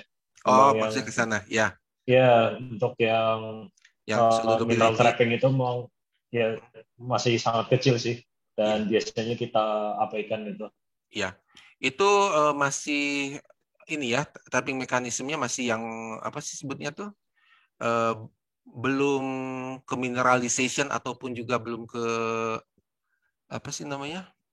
Kok saya jadi lupa. Ya. Pakai yang free gas dissolution sama Karena ini kan aja Pak, ya sama karena yang absorption. betul. Karena kita kan melihat CO2 itu tidak boleh leaking terutama saat injeksi yang 10 tahun. Taruhlah aja nanti ada aturan yang mengatakan bahwa si operator harus menambah 10 tahun lagi untuk melakukan monitoring, ya. Tapi kan seharusnya resiko untuk leakingnya berkurang karena injeksinya sudah selesai, begitu, ya. Jadi adalah beberapa skenario yang saya sendiri masih dalam tahap belajar untuk hal itu, ya. Oke, terima kasih. Iya, kalau dari reservoirnya biasa sih yang kita lakukan ini Pak ya. Kalau berdasarkan yang sistem Indonesia PS sistem itu kita injeksi continuous for 20 years, terus kita stop injeksinya, tapi simulasinya masih kita running sampai Ya, 100 tahun. Habis itu betul. kita lihat apakah dia ada migration dari CO2 plumb-nya ke arah mana, terus apakah ada fracturing ke atas, itu yang kita lihat juga. Ya, Tapi uh, sebenarnya ada untuk sudah ada beberapa research untuk injection seat bagaimana kita bisa tetap injeksi tanpa fracturing dan tetap bagaimana kita mengoptimize trapping dari CO2. ya. Untuk Gundi sebetulnya durasi simulasinya itu sampai dengan 100 tahun ya, seperti tadi yang ditampilkan di slide itu. Jadi bisa dilihat bahwa breakthrough-nya itu di 15 tahun gitu ya. Tapi kan sebetulnya itu udah selesai injeksinya itu di 10 tahun gitu. Ya. Jadi baru apa namanya nyampur. Dan juga memang di dalam pelaksanaan nanti yang terfikirkan tuh kan begini. Joint crediting mechanism itu harus mengikutsertakan adanya teknologi baru buatan Jepang ya untuk dites gitu. Itu memang akal-akalannya Jepang ya. Jadi ngebantu untuk program pengurangan emisi gas rumah kaca, tetapi juga mempromot teknologi baru yang bisa dites di site itu. Nah, kita mencoba untuk menggunakan teknologi microbubble, ya microbubble injection. Jadi sebetulnya menambah filter doang gitu supaya si CO2-nya itu nggak cepet banget gitu si ininya tuh alirannya. Jadi seperti itu keran ya, kalau kita kasih filter kan jadi halus ya, dibandingkan kalau nggak pakai keran kan ini sekali apa kenceng gitu. Nah itu kita kasih filter sehingga nanti jalannya si CO2 itu di dalam reservoir itu dia akan lebih pelan karena ukurannya itu adalah microbubble gitu. Ya. Terus ini next question-nya Pak Denny, Ya. dari segi regulasi mungkin ya ini ya. Apakah sebaiknya proyek CCS ini dipisahkan dari Field Development Plan? Sepertinya di beberapa negara memanggilnya sudah sebagai SDP atau Storage Development Plan. Kira-kira ada pengaruhnya nggak tuh Pak Denny untuk Ya. Kalau dalam pandangan pribadi saya, kita kan kepingin supaya CCUS ini nggak ribet gitu ya. Selama kita bisa mengconvince bahwa melakukan injeksi CO2 ini nggak menambah cost gitu, ya dianggap aja dengan menggunakan operasi oil and gas yang biasa, begitu maksudnya itu. Ya, jadi tinggal dipropose aja di dalam field development. Karena kalau sekarang kita pakai aturan yang baru dulu atau menggunakan yang lain, waduh, nanti basisnya apa? Kan seperti gitu kan. Tapi kalau sekarang kita udah tahu bahwa di Duri juga udah dilakukan kok steam ini injection ya, kan ini mirip-mirip juga, atau water injection juga udah pernah ada ya, ini mirip-mirip juga atau analoginya lah begitu. Tapi yang terpenting ialah buat SKK Migas kita harus meyakinkan ini tidak akan menimbulkan cost. Itu aja. Ya. Oke. Oke, sudah terjawab ya Pak. Ini pertanyaan berikutnya menarik nih dari Pak Tri Martanto. Pertanyaannya mengenai harga CO2 sebagai produk, apakah sudah ada contoh case-nya Pak? Terus kalau misalkan itu apa selalu ada harganya seperti komoditi, fluktuatif, atau malah di free Ya, kan? sebetulnya sih sangat tergantung kepada supply dan demand ya begitu. Makanya kalau kita melihat JCM ya, JCM itu sebetulnya seperti tadi saya katakan, Jepang itu mau membeli karbon kredit dari negara yang lain dengan range harganya yang acceptable karena pemerintah Jepang komit bahwa tahun 2050 mereka menjadi net zero country. Begitu kan?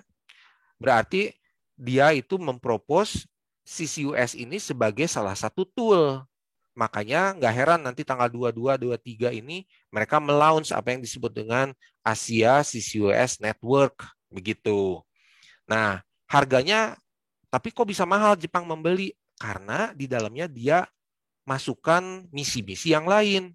Terutama yang tadi saya katakan, pembuktian dari teknologi-teknologi yang baru yang mereka kembangkan. Karena kan untuk membuktikan teknologi yang baru itu perlu apa ya, dari mulai pilot, kemudian demonstrasi, kemudian komersial, itu kan langkahnya cukup gede itu, dan cost-nya sangat besar. Nah ini seolah-olah dia bisa menjam gitu, ngejam. Jadi cost untuk itu dititipkan ke dana JCM. Nah sekarang untuk Indonesia kita harus memikirkan bagaimana caranya CO2 penjualan CO2 itu harus atraktif dengan harga yang kompetitif. Itu sebetulnya.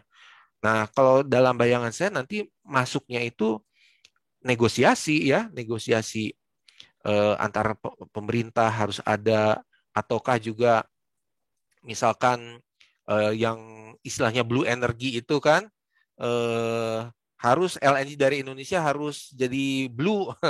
Berarti itu masukan ke bawah harus menjadi kewajibannya si pelaku bisnisnya, kemudian yang udah diinjeksikan nanti kita hitung gimana caranya. Jadi ada keterpaksaan untuk membelinya nanti gitu. Ya. Itu kira-kira jawabannya. Kita harus memikirkan lah gimana caranya supaya ini atraktif. Terus kalau ini bukan bukan sebagai produk utama, nanti dari SKK Migas ada izin khususnya untuk komersialisasinya atau bagaimana Pak Denny? Oh, ini kan kita masih jauh ya. Regulasinya itu harus dibuatkan dulu. Ya. Jadi regulasi ini intinya adalah bagaimana kita apa namanya? Kalau lingkungan biasanya by product, tetapi lingkungan ini suka didulukan gitulah, ya, gitu kan. Nah, tapi intinya adalah kita bisa membuat regulasi yang menguntungkan buat kita, buat pemerintah terutama. Nah, jadi nanti pada saat pembuatan regulasi ini perlu konsultasi dengan para pelaku bisnis, terutama K3S, yang tahu benar apa yang dibutuhkan begitu, ya. Jadi apa namanya, SKK Migas nggak bisa megang yang lain menurut saya. Dia tetap memegang peraturan pemerintah tentang cost recovery dan gross split aja saat ini begitu. Tetapi masalahnya CO2 yang bisa dimonetisasi ini milik siapa? Nah itu harus ada regulasinya juga kan gitu. Ya. Ini mungkin dari Pak Tri Martantonya ingin diskusi lebih lanjut atau gimana, bisa ikut berbicara. Kalau ini topik soalnya sepertinya panjang dan banyak unek-uneknya ini dari pertanyaannya. Terima kasih atas penjelasannya Pak Sule. Iya. Nanti kalau ada pertanyaan lain. Makasih Mas. Iya, enggak. Terus ini ada dari Pak Hari Kurniawan yang Kuwait ya. Dari Kuwait. Dia pertanyaannya, fiber optik jika dipasangkan ke casing itu apakah pemasangannya memang masih mahal atau ini? Oh, itu mah yang Kalau jawab ini Baker Hughes atau jangan saya. ya, Oh, ya, saya bantu jawab. Ya, Pak. Jadi kalau WLKTB ini kan tadi depth-nya 2.800 hingga 3.400 ya. ya. Ya, jadi bayangkan ini terhitung sebagai smart completion. Ya, jadi ada fiber optic itu kita inject ke nanti waktu running lower completion-nya. Terus selain fiber optiknya aja, yang penting itu bukan fiber optiknya tapi sensornya di bawah yang bisa withstand Mm. pressure dan temperatur yang long lasting sepanjang umur sumurnya itu. Iya, Itu yang bikin mahal. Kalau fiber optiknya sih cuman nggak mahal kabel ya. doang ya, kabel Iya, doang. Iya, betul. gitu Pak Hari. Ya. Jadi untuk Gundih itu juga yang dijadikan sebagai apa namanya pentolannya Jepang. Dia mengembangkan teknologi fiber optik ini atau distributed acoustic sensing nama umumnya, ya. Tetapi mereka nggak punya drilling company, ya. Maka dia harus bekerja sama dengan Baker Hughes, dengan Schlumberger atau dengan Halliburton begitu untuk bisa memasang teknologi ini. Itulah kira-kira. Makanya 100 juta US dollar boleh katanya gitu kan. Mau berapapun Gundih mah penting buat Jepang. Itu jawabannya dia itu. Ya. Terus ini ada dari Pak Dipo Negoro Ariwibowo. Sebenarnya panjang ya Pak. Beliau minta penjelasan lebih rinci soal karbon kredit. Oh. Mungkin atau Pak Dipo ingin bertanya langsung. Gimana Pak Dipo? Supaya lebih hidup juga diskusinya. Ada. Halo, selamat malam Mas. Malam. Halo Pak, kebetulan untuk sisi untuk karbon kredit ini sesuatu yang hal baru bagi saya Pak. Jadi mungkin bisa Bapak terangkan lebih lanjut mengenai bagaimana sistem jual beli karbon ini Pak. Oke. Jadi begini Pak. Terima kasih Pertama, banyak. ya. Pertama, pemerintah kita itu sedang menyusun Perpres NEC namanya itu, nilai ekonomi karbon. Di situ sebetulnya semangatnya satu, yaitu bagaimana semua sektor itu dapat berkontribusi terhadap Indonesian NDC. Ya, jadi nanti ada dari lapangan ini nyumbang dong ke NDC berapa dan sebagainya. Nah, terus eksesnya, ya, eksesnya itu bisa digunakan boleh digunakan oleh pelaku bisnis untuk mendapatkan income tambahan dari penjualan karbon kredit. Itulah kira-kira yang akan semangat dari Perpres NEC ini. Cuman mekanisme karbon kreditnya kan kita belum punya. Ya, belum punya. Nah, kalau kita bicara tentang JCM, ya, maaf nih saya ulang lagi. Joint Crediting Mechanism itu ada perusahaan Jepang yang nempel ke stakeholder yang misalkan lapangan gas gitu, ya. Kemudian memverifikasi bahwa metodologi yang dipropos ini betulan akan mereduksi emisi gas rumah kaca sebesar sekian. Begitu. Jadi dia menentukan bahwa ini proyek ini kami sudah verifikasi betul ini akan berpotensi mengurangi emisi gas rumah kaca sekian per tahun. Kemudian pemerintah Jepang mengocorkan dananya untuk di situ karena nanti sebagian dari karbon kreditnya akan diberikan ke Jepang, sebagiannya lagi akan diberikan ke negara kita. Tapi kan negara kita waktu itu belum mikir ya tentang hal itu. Pentingnya karbon kredit ini. Nah, kalau sekarang kita punya pasar karbon sendiri, kita harus membuat suatu mekanisme yang dibutuhkan kita itu apa sih sebetulnya? Apakah duit dari penjualannya, ataukah dikurangi dulu dengan kebutuhan negara kita memenuhi NDC? Kalau memang kita mau mencari duit, gimana caranya supaya si karbon kredit yang sudah di-secure ini di bawah permukaan ada yang mau beli gitu. Nah, itu adalah tugas pemerintah sebetulnya untuk membangun pasar karbonan.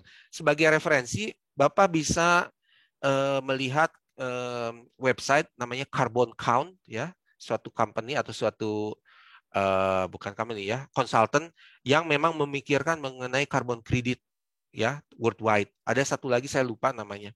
Itu dia berpikiran bahwa carbon credit itu ada suatu komoditas yang nanti akan marak begitu, ya.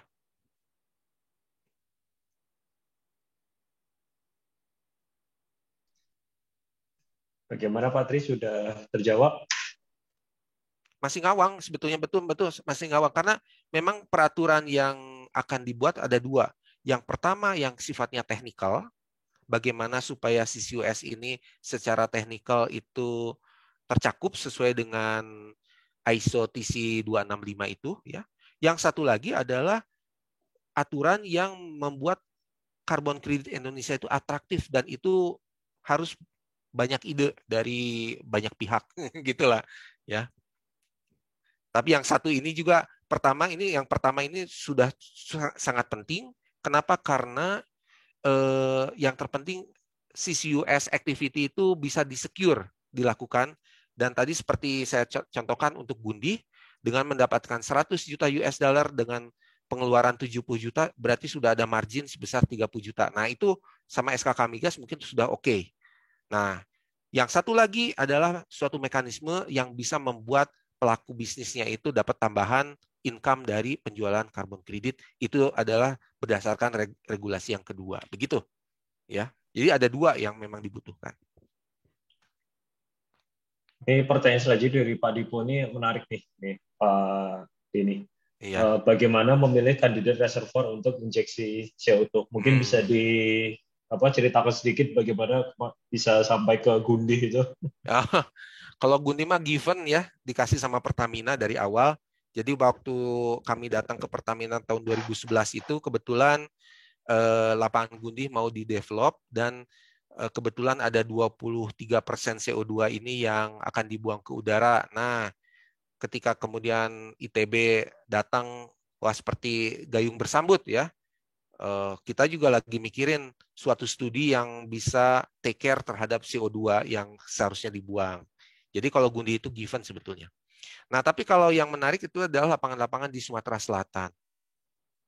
Misalnya Saka Kemang, ya. Saka Kemang mau berproduksi sekarang. Kemudian CO2-nya cukup tinggi. Di situ ada lapangan-lapangan yang lain yang di sekitarnya yang mungkin bisa menggunakan CO2 dari Saka Kemang untuk EOR.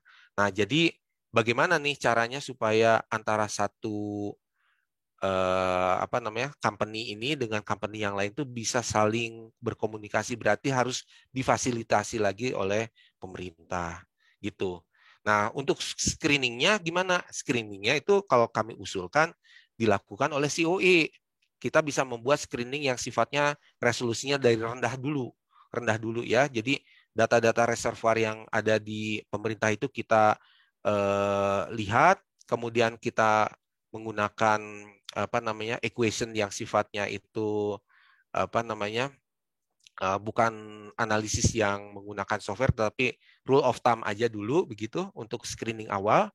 Dan kemudian setelah ada yang tertarik, baru kita coba untuk melakukan studi yang sifatnya membangun static model dan juga dynamic model dan membuat skenario injeksi untuk beberapa lapangan yang sudah kita screening di awal. Itu kira-kira ya caranya.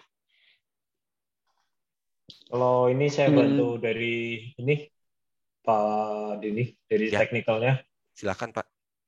Kan ini ya, kita ingat kalau CO2 itu kita injeksi ke aquifer, dia butuh untuk larut ke dalam airnya, jadi dia nggak nge-push sebagai gas. Untuk itu dia perlu mencapai satu fase supercritical fluid. Itu akan tercapai di temperatur sekitar 90 F dan 1070 PSI. Itu jadi minimum conditionnya itu, berarti kita harus cari reservoir at certain depth yang bisa memenuhi kriteria itu. Supaya nanti kita lihat juga dari titik injeksi sampai titik migration dia, itu apakah nanti tetap terjaga di kondisi superkritikal atau tidak. Karena kalau nanti tiba-tiba dia berubah jadi gas, ada risiko untuk dia Besar. fracturing ke atas, ya, expand, terus malah jadi fracturing gitu. Iya. Itu ada itu juga. Terus jadi dia leaking juga karena mobility dari gas akan lebih tinggi. Ya. Jadi rule of thumb-nya kan itu ya 800 meter itu katanya kan. Jadi supercritical itu secara umum bisa tercapai bila diinjeksikan di kedalaman minimum 800 meter. Tapi kalau di Indonesia kan masalahnya batuan di atas ini masih loose gitu kan, masih belum itu. Jadi mungkin harus cari yang lebih dalam gitulah. Ya. Tapi kriteria awal yaitu kita cari reservoir yang harus di bawah 800 meter misalkan. Kalau consideration dari yang di Boundary Dam Kanada itu, dia malah cari yang paling dalam di atas basement, reservoir paling dalam. Karena jadi kalau bocor pun di atas masih ada second and third barrier-nya. Terus dia juga yakin diinjeksi dia nggak akan lari ke bawah karena udah kepentok basement. Iya. Tapi kan tapi dia nggak berpikiran untuk dapat incremental kan masalahnya. Jadi mau dalam juga oke aja dia karena untuk CCS kan gitu. Kalau kita kan maunya dapat duit ya gitu. Iya, kalau dia nggak itu makanya beda case, ini case by case sebetulnya. Iya betul. Jadi kalau technical sama ada commercialnya kan beda lagi doang. Iya. Dan jangan lupa juga ya, ini kan ada isu bahwa pajak karbon ya. Kan kita mau ada carbon tax katanya Rp75 per kilogram itu. Berarti kalau per ton $50 ya, $50 $5 $5 nih. Jadi Bapak buang 800 ton tuh digundih 800 kali 5 berarti $4.000 per hari harus bayar gitu kan gitu. Nah, supaya terhindar dari bayar pajak ini, ya lakukanlah CCUS. Pertama pajaknya nggak usah dibayarkan, yang kedua dapat tambahan biaya. Jadi kalau ngelihat dari baseline-nya itu harus bayar pajak, jadi lebih gede keuntungannya itu kalau melakukan CCUS. Begitu. Berarti yang pabrik amonia di Sulawesi itu $12.000 per day ya? Iya. 400 ton per hari. Ya makanya itu kan nanti ngejerit semua pelaku bisnis itu. Ya. Ini berarti sama seperti Norway di tahun 91 deh, Pak. Makanya mereka bisa muncul Sleipner itu sebagai first CCS di dunia itu. Karena mereka kena carbon tax untuk flaring. Betul. Gas di atas CO2 yang di atas 20%. Jadi mereka sebagian mereka inject terus sampai reduce gasnya 20% apa CO2-nya. Baru itu bisa mereka buang. Betul. Dibanding hitung-hitungannya jadi bayar penalti ke negara atau cost-nya untuk cost-nya injeksi. Aja. Iya, cost untuk injeksi. Hitung-hitung kayaknya wah lebih murah bayar injeksi udahlah. Iya. Padahal itu tidak ada kaitan dengan incremental hydrocarbon production, itu Sleipner ya. Jadi pajak di Norway itu $60 per ton. Kita tuh $5 aja udah rame kan. Singapura sebentar lagi akan menerapkan $5 juga itu Singapura ya. Nah, kemudian Sleipner itu total injeksi 1 tonnya itu keluar $17. Jadi dengan basisnya itu harus bayar pajak, dia untung untuk melakukan CCS. Tapi kan di negara kita nggak ada carbon tax dan nggak ada insentif. Gitu. Jadi caranya itu CCUS dilakukan berkaitan dengan produksi oil and gas as usual, business as usual gitu. Sementara kita belum bisa menjual carbon credit.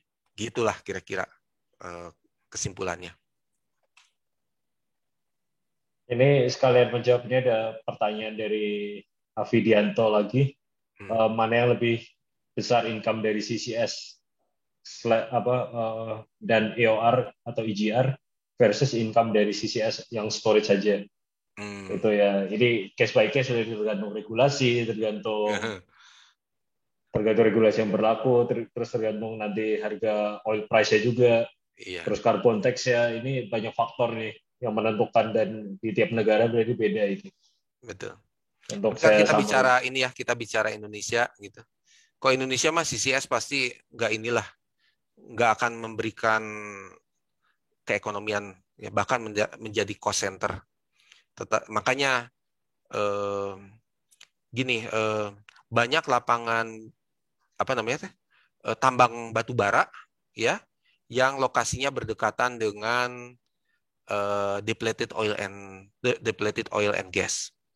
Terus lapangan yang beroperasi dekat juga dengan sebelahnya depleted oil and gas gitu. Itu aja yang dipasang-pasangkan sementara sih, kalau boleh saya kasih saran. Gitu. Afi mungkin ada tanggapan?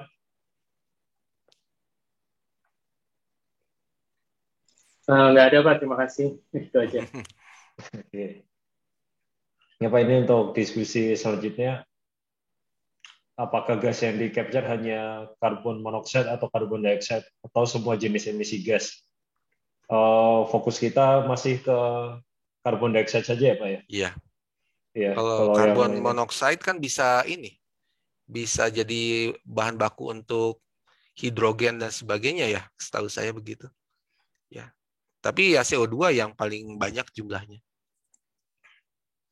Dan itu yang masuk di dalam emisi gas rumah kaca kan, termasuk metan. Metan kalau di flare itu jahat, itu 4 kali ya kalau nggak salah, 4 kali lebih jahat daripada CO2 kan rasanya, untuk volume yang sama. Ya terus ya emang itu kalau dirilis langsung ya Pak, tapi kalau di flare kan metan dibakar, combustion Ya. jadi CO2. CO2 ya, betul. Terus ini pertanyaan selanjutnya, kalau kita menggunakan existing infrastructure atau pipeline, itu sudah bisa kita gunakan untuk mengirim CO2 nggak ya? Atau perlu kita buatkan jalur pipa khusus? Atau harus kita repurpose untuk supaya bisa withstand sour gas, Pak, ini? Iya, ini mah Baker Hughes satu yang harus jawab juga. Tapi intinya sih adalah itu kan gas asam itu ya, jadi sangat korosif ya. Jadi baik pipa yang dibangun untuk transportasi maupun juga injection well itu memang harus menggunakan material-material yang corrosion resistant ya. Mungkin Mas Ken yang Krom biasa kita gunakan ya, itu. Jadi untuk sumur-sumur yang kadar CO2 tinggi, biasa dari production tubular sampai ini ya kita sama pipeline-nya juga tetap kita ada paling nggak chrome coating-nya. Betul. Itu juga added cost juga karena dari handlingnya di atas, runningnya itu krunya khusus, itu nggak bisa sembarangan. Iya. Untuk Gundih itu estimasi kayaknya dari Baker Hughes ya. Baker Hughes itu 12 sampai 16 juta US dollar untuk well. Ya, untuk kedalaman sampai 3.500 itu. Begitu ya. Jadi memang mahal. Ya, itu yang komponen yang termahal itu adalah material untuk pipa dan juga untuk well-nya. Jadi kalau tadi saya katakan 49 juta, itu kan sebetulnya nggak ada untuk capture facility ya, selain kompresor aja untuk mengalirkan dari gundi CPP ke well injection yang lokasinya 4 km. Ya. Tapi yang termahal itu yaitu untuk well sama untuk pipanya. Karena bahannya khusus gitu. Mungkin dari Pak Dewa ada pertanyaan lebih lanjut.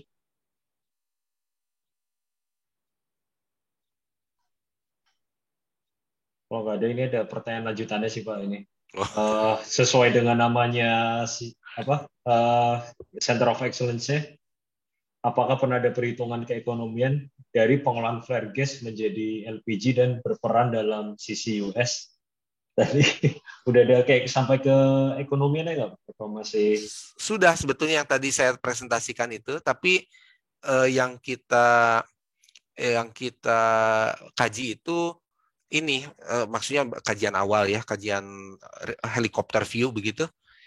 Itu untuk marginal field yang ada di sekitar AC3 PEP begitu. Jadi investasinya dikira-kira aja 6 juta US dollar gitu ya. Kemudian itu kan yang di flare itu 0,9 mm tuh ya. Jadi ada C1-nya bisa dimanfaatkan untuk jar gas atau dijual ke industri yang ada di sekitar Indramayu gitu. Sedangkan LPG-nya itu dibuat jadi LPG plant. Kenapa kami presentasikan itu sebetulnya karena gini, selain untuk startup company, itu juga bisa dikelola oleh universitas sebetulnya itu. Dan itu menjadi laboratorium bagi universitas di situ. Jadi punya real infrastruktur di lapangan migas, sebetulnya sih itu yang kepikiran. Nah, terus cost yang 6 jutanya dari siapa? Ya dari luar negeri, nggak apa-apa. Dengan dana JCM itu pasti diterima itu, asalkan kita bisa memverifikasi berapa reduksi emisi gas rumah kaca yang terjadi di lapangan itu.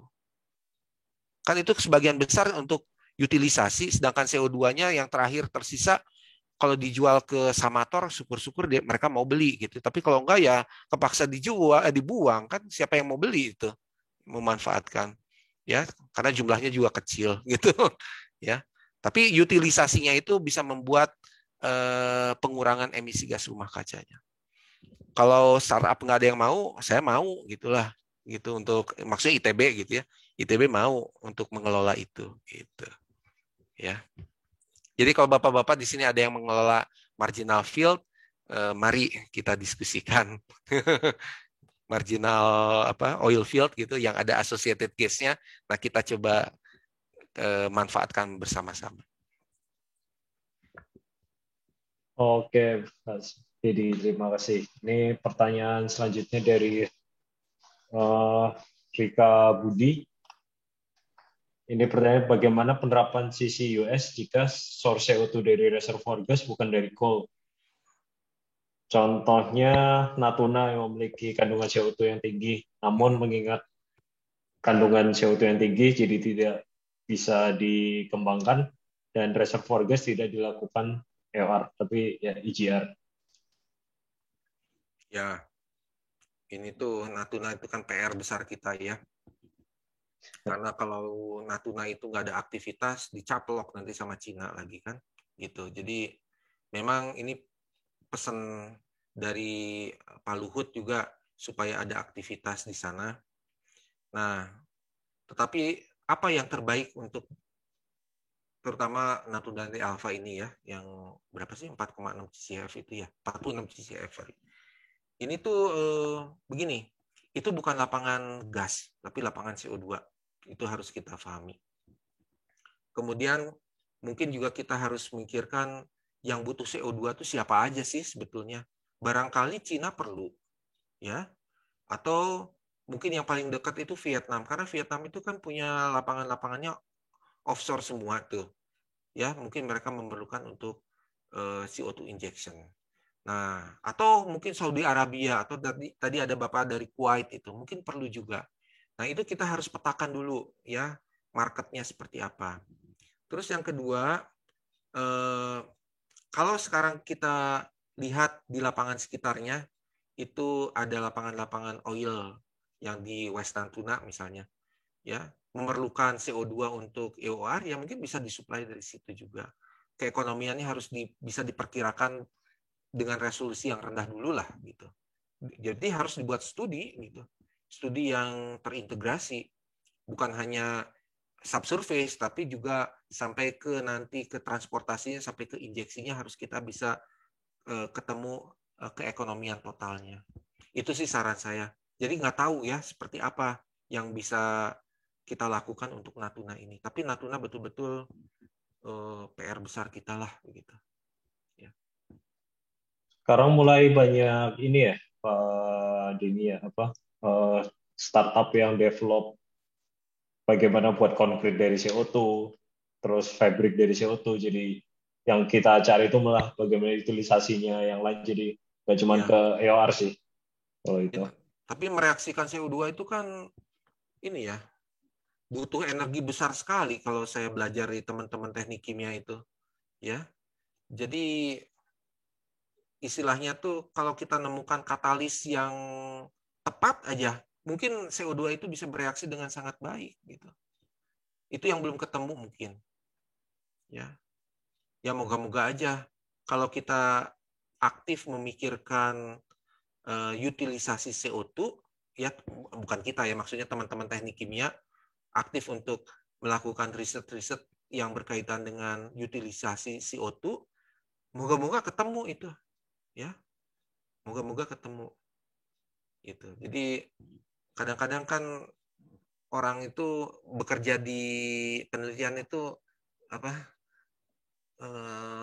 namanya itu jaminannya tuh dapat atau nggak dapatnya tuh lebih banyak daripada dapatnya gitu kan. Tapi kalau nggak ada yang melakukan kan berarti kita tergantung kepada orang lain yang inventor gitu ya. Gitu. Itu aja sih sebetulnya. Jadi perguruan tinggi itu memang perlu diberikan stimulus gitu supaya mau melakukan hal-hal yang seperti gitu juga. Ya. Oke, Pak. Ini ada 2 pertanyaan lagi. Yang satu ini dari Budia Rosyani. Beliau tertarik dengan klasterisasi source dan sink. Bagaimana cara mengklasterkannya dan klaster mana yang probability paling bagus dikembangkan. Mungkin dari Budiahnya ada pertanyaan ini follow up-nya. Nanti bisa ditanyakan langsung. Tapi jawab itu dulu. Mungkin Pak Denny bagaimana? Ya. Intinya kan karena Center of Excellence ini kan bagian dari ESDM juga ya.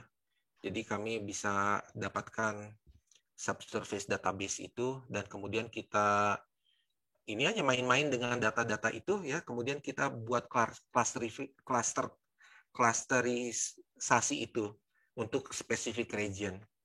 Jadi bahkan sebetulnya ide kami itu ini setelah kami mengklasifikasi source dan sink, kemudian dipublish aja lah di open source gitu ya, kepada publik supaya justru investor datang, ya investor akan datang.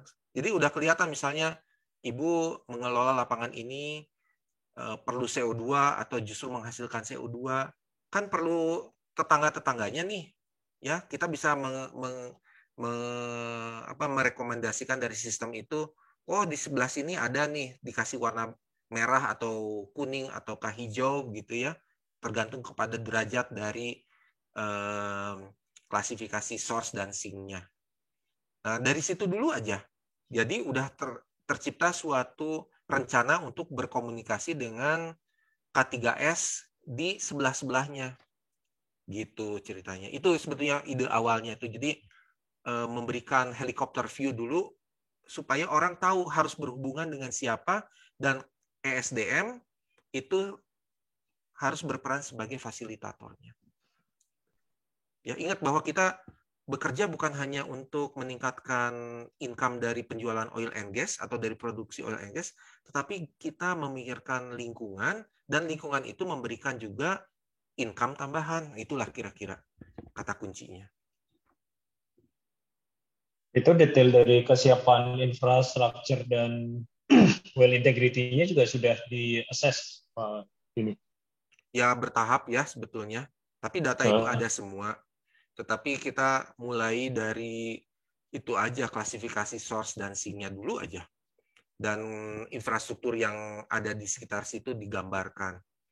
Nah, nanti well integrity dan sebagainya tentu aja itu bagian dari studi yang tahap kedua.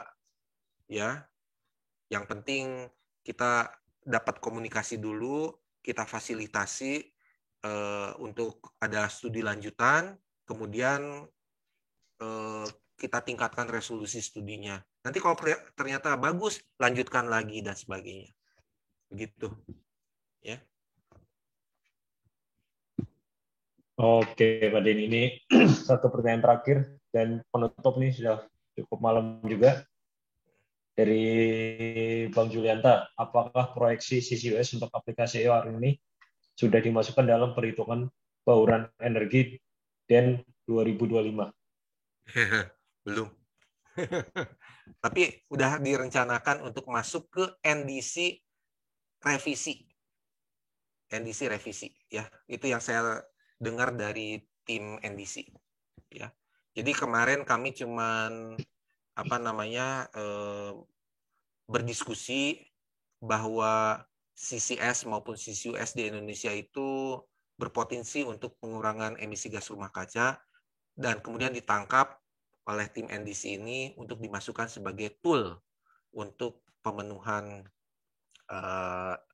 NDC nasional. Itu aja sih sebetulnya yang baru di tahap ini. Jadi kita mau memasukkan CCS ataupun terutama CCUS ke dalam skenario pengurangan emisi gas rumah kaca Indonesia itu di dalam revisi ya.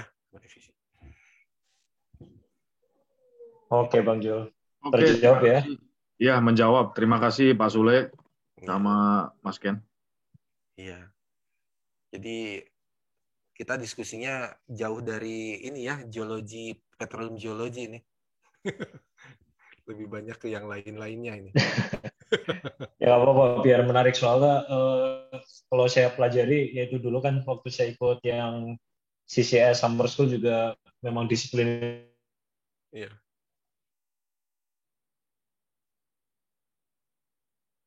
Ada yang terus klasifikasi orang storage, Iya. orang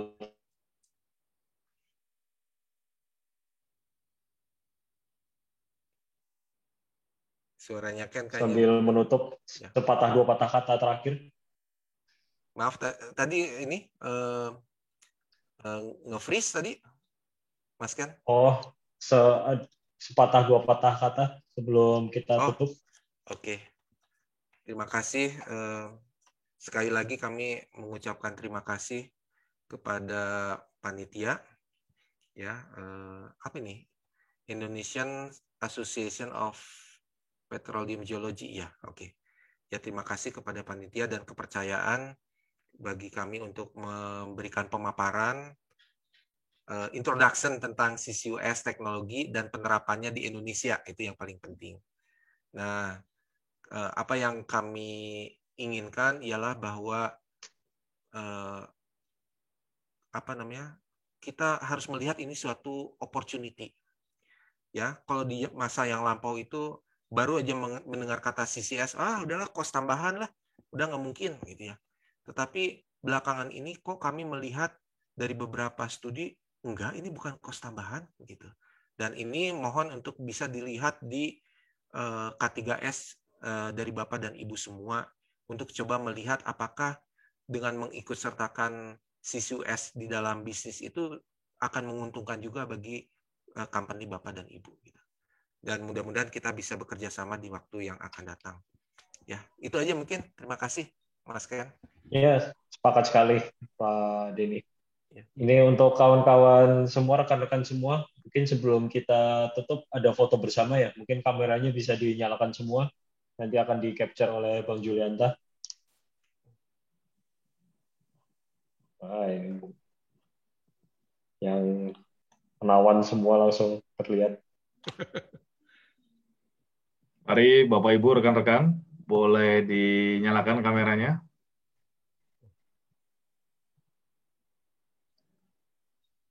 Paparan yang sangat luar biasa malam ini, kita bisa banyak berdiskusi, pertanyaan juga saling memperkaya. Baik, saya akan ambil gambar yang pertama. 1, 2.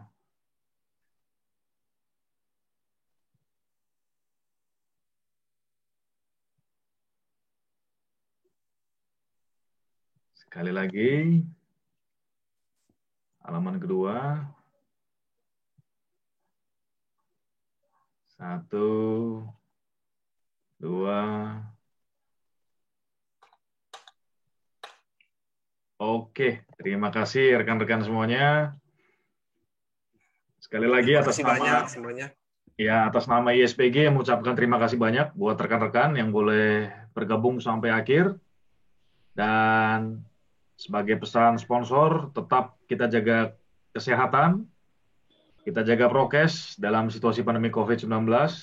Semoga musibah ini bisa segera berlalu dan kita bisa beraktivitas dalam kondisi normal.